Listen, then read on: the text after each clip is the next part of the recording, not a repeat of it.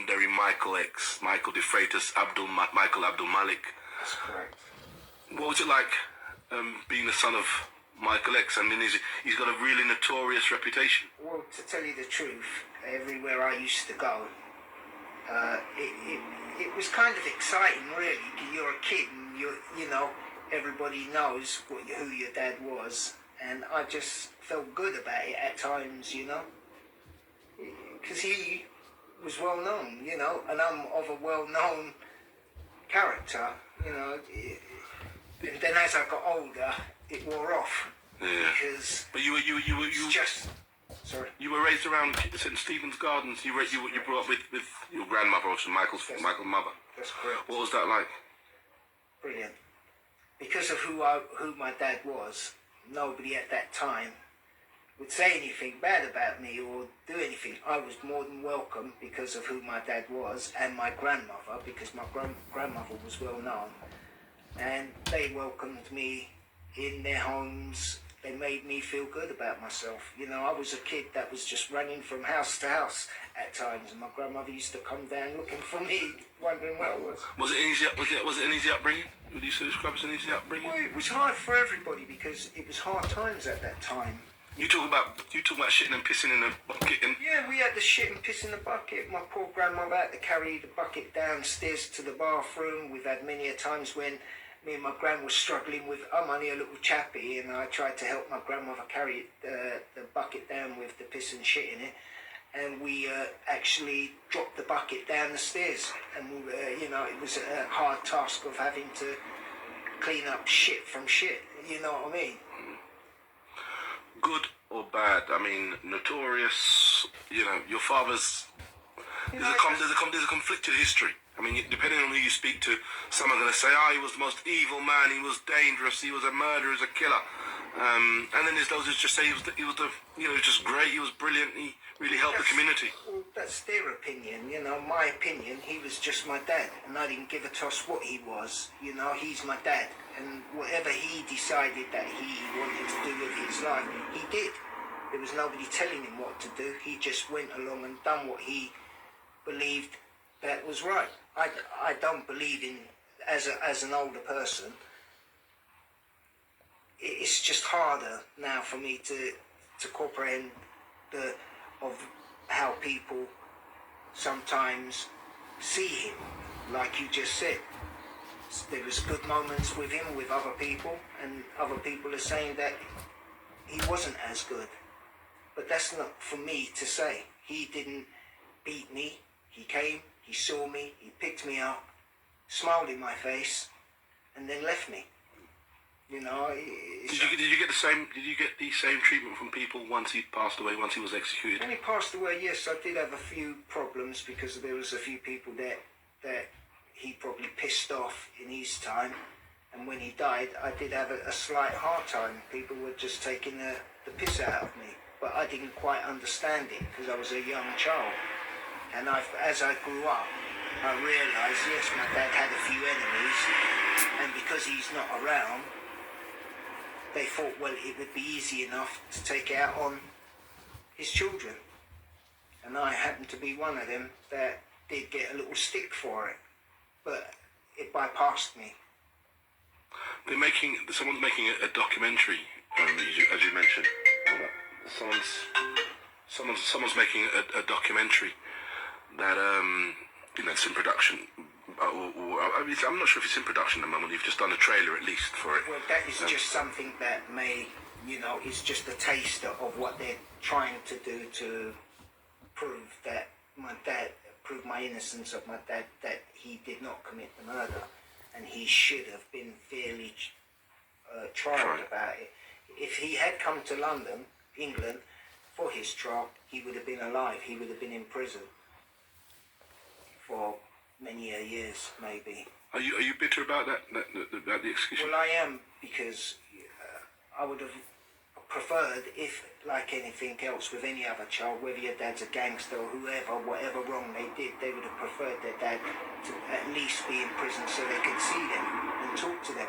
At least I would have liked to have done that, and maybe got to know my dad just a bit better than I did when I was a child.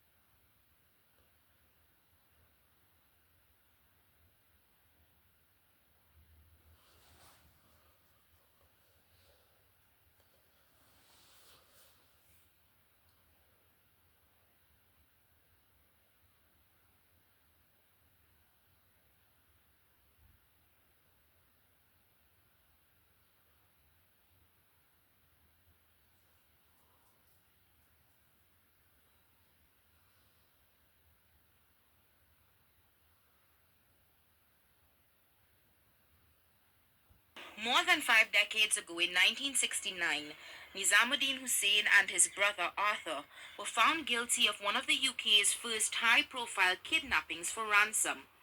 Their intended victim was Anna Murdoch, then wife of British media mogul Rupert Murdoch. But the brothers bungled the kidnapping and instead snatched Muriel Mackay. For 40 days, police searched for the kidnappers, who were keeping Muriel hostage in a farm owned by Arthur. And although they were arrested, charged, and convicted, Muriel's body was never found. Arthur died in a psychiatric facility in England in 2009. Nizamuddin spent 20 years in jail and was deported to Trinidad on his release. Now he's speaking out. Several weeks ago, he reportedly told Muriel's surviving relatives he knew where her body was buried, in what he describes as an emotional conversation with Muriel's daughter, Diane, via Zoom. I don't know how really to describe that. Shocking. Heartfelt. You know, I felt a deep emotion inside. My mom might be the same way. Having served his sentence, Nizamuddin returned to Trinidad in the 1990s, and he lives in his family home in Couva. He is now 73 and claims to be in good health. But he is denying he ever told the Mackay family he could pinpoint where Muriel's body was buried. That is my job, Scott. That's Scotland Yard job. And so many years now, I can't rack my brain to find out where I can drop in the haystack. And needle drop in the haystack. He claims not to know where the body was buried. I was on the fringe, you know. I wasn't involved too deep in whatever. It had other people involved. That never came to the fore. The names never came up. You know, whose name I choose to forget, you know. While the Mackay family hopes he can shed some light, Nizamuddin has other things on his mind. So if they're going to do the search, I do anyone alive. My brother has died and gone his way a long, long time.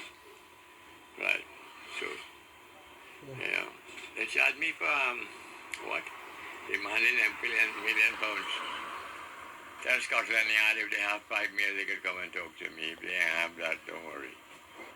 Attorney for the Mackay family, Matthew Gale, says he can prove Nizamuddin revealed the location of Muriel's body to him. I wouldn't have told you that he'd given me this information if I couldn't prove it. In fact, we have video recordings and audio recordings of him giving us this information. Gale shared the recording taken by him at Nizamuddin's home in December. Who buried the body? You buried the body? Yeah. What do you mean you think it was you? That is what I mean. I never killed her. So how did she die?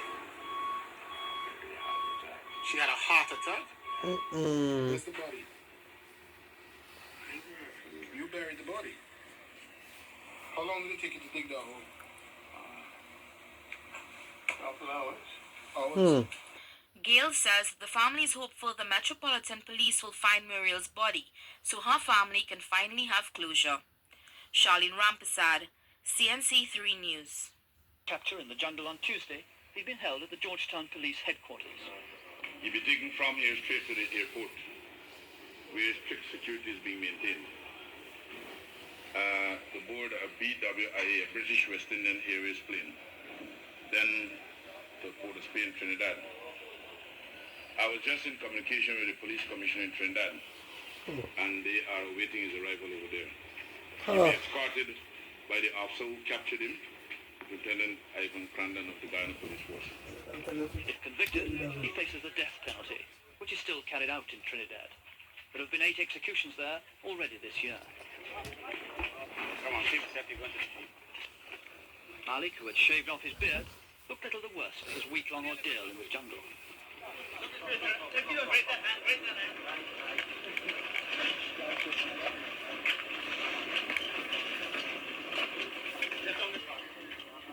Vincent Crandon, who served with Montgomery in the 8th Army, led the squad that finally caught Malik. He described his capture. Well, he was resting on a makeshift hut under a shed near to a coal bin. It was just about before dawn. So we waited until it was clear enough to speak to him, then I arose. He was asleep, was he? Yes, he was. And then what happened? Well, when he woke up, the picture perhaps did not meet with his approval. He saw so many strange bits of steel around. So he thought that there was no need for all the fuss. I told him, well, there would be no need if he just come along, and he did so. That's all. And didn't offer any sort of struggle? No struggle whatever. Malik had been on the run in the Guyana jungle for over a week. When police finally caught up with him, he got about 90 miles up the Demerara River. He'd been trying to make his way through the interior to Brazil, carrying only a small bag of personal possessions, a cutlass, and about £2 in local currency. At night, he slept in jungle huts. During the day, he kept moving through the bush. Last Tuesday evening, he stumbled on a surveyor's camp at Gold Hill and asked them to show him the route to Brazil, 800 miles away. The surveyor sent him on the way, then told the police. For Malik, that was the end of the road. You must remember that when we came to this country, we were not traveling to a foreign country.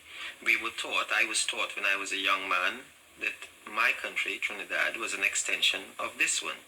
We were weaned on the concept of the empire. When I was a young boy, I stood in 90 degrees of sun, day after day, and sang all kind of silly things like God Save the Queen, Land of Hope and Glory, Britannia Rule the Waves, with the greatest of fervor, and believed every word of it. To come here and discover that not only wasn't I not traveling to the capital of the whole thing, which we were led to believe was so, but in actual fact we weren't wanted, has been a very shattering blow. Many people in this country who think that we are very hateful are so wrong. You see, this is the great mystery. When you came here, you say you found you weren't wanted. Why then did you stay? Why did you choose to stay here? This was the heartland of the whole thing, and one hoped against hope that what one saw was not right.